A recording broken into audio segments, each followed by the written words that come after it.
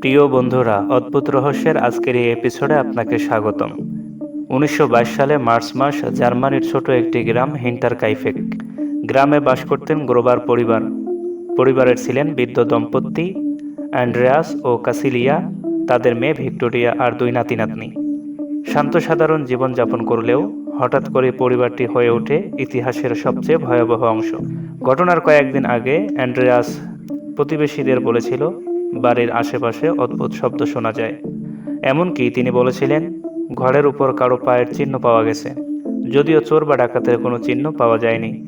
এমনকি একদিন তাদের পুরনো চাবি হারিয়ে যায়। তারপর এক রাতে ঘটে যায় রহস্যজনক হত্যাকাণ্ড।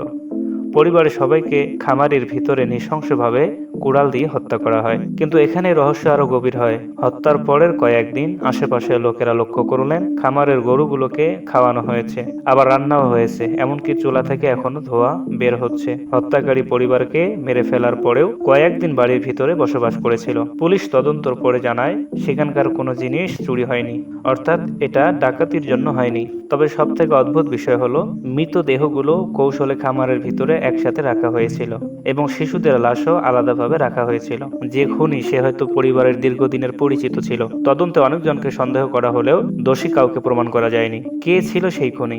কেন বা পরিবারটিকে হত্যা করলো? আর কেনই বা হত্যার পরেও বাড়িতে রয়ে গেল? আজও এই প্রশ্নগুলোর উত্তর অজানা।